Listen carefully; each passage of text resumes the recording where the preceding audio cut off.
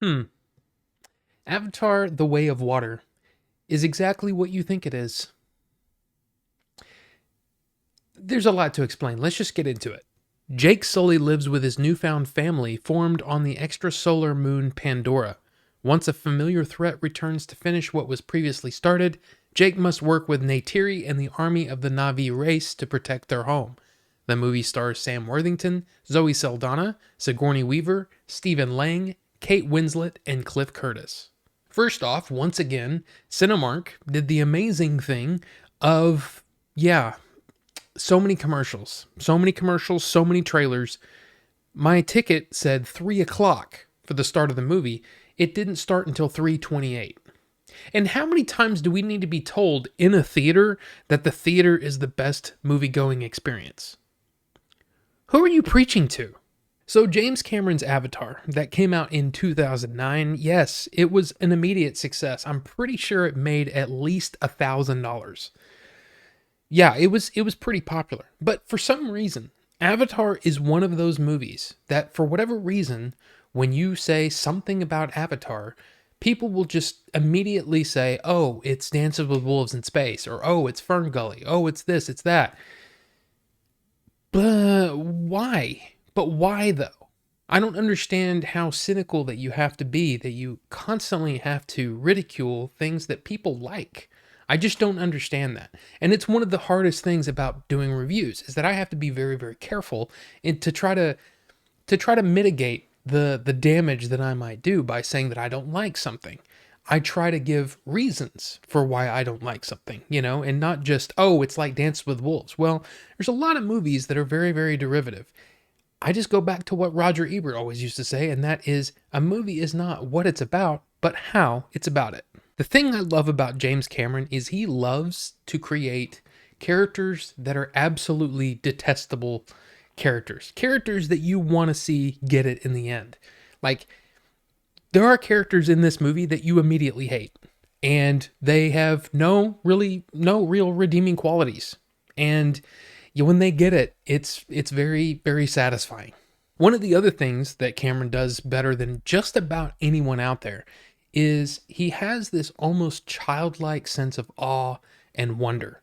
And he really is able to get that across to the audience. There are scenes in this movie that are just they're just beautiful. And I don't I don't know how else to say it. It's just gorgeous. And you just sit back and you're like, I'm I'm on Pandora, aren't I? Technically this movie is just it's on another level. It's ridiculously good.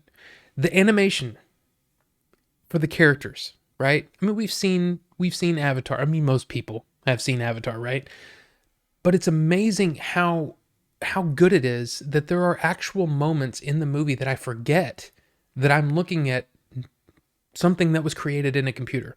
Everything that I'm looking at is in a computer, and I completely forget because I'm so drawn into the performances that these animations are doing.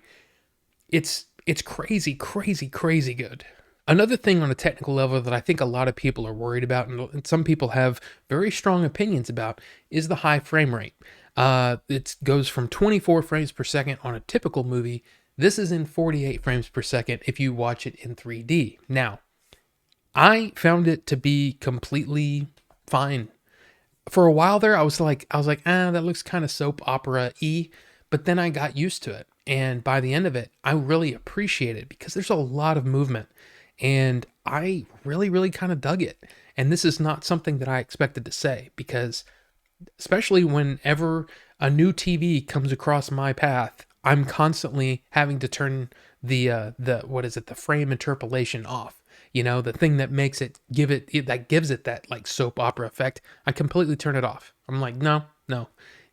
Whatever the frames per second are on whatever I'm watching, I don't want anything extra. Okay. For me, Avatar and Avatar: The Way of Water are almost less of a movie and more of an experience. And I think especially when people got to watch Avatar at home, maybe that's when things like, oh, the similarities to other movies kind of sticks out. But you have to remember, man, back in 2009, Avatar was a phenomenon. And I kind of think that this one might be as well. I think it was so well done that honestly, I just can't wait to go back and see it again. The Way of Water focuses more on the children of Sully and Neytiri, and I don't think that that's a bad thing. At first, I was kind of like, I'm having trouble getting the names. Didn't matter because I was just so drawn into it that I just had a great time. I can understand why some people might not feel that connection, but for me, characterization is always welcome, and there's a lot of it, and I loved it. I will say that toward the end, and I'm saying probably 15 minutes left in the movie, I was sitting there going, this doesn't have the same emotional impact as the first one did. Like, there are scenes in the original that actually bring tears to my eyes, and it's because of the performances. This one just didn't quite do it for me. And then the end happened, and I was like, okay, well done. I'm getting emotional here.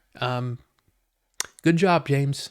So if you remember the first movie, there's that sequence toward the end with, it's basically the big action sequence where, the Navi are kind of nesting kind of up in these rocks and waiting to go down. That whole sequence, when they start to attack all the way up until the end, it's some of my favorite filmmaking that I think James Cameron's ever done. There's nothing in this movie that quite reaches those heights, at least for me. But that's not a bad thing necessarily. It's still really good. And I got that, again, when I was talking about the characters that you detest. Man, when things start to go down, you get excited. And I get that feeling of, man, that was awesome. Like I said at the beginning, I think this movie is exactly what you think it is. If you enjoyed the trip to Pandora in the first Avatar, you're going to enjoy The Way of Water. The 3D is even better. The animation's even better. Technically, the movie's just like flawless. You're going to enjoy the trip back to Pandora. So buckle up, jump in the car, get up there and go watch it in a theater. I think you'll really enjoy it. For those of you who didn't enjoy the first Avatar, well, I can't see why this one would change your mind unless you're like really into underwater stuff, because the underwater stuff is really cool. But I mean, I get it.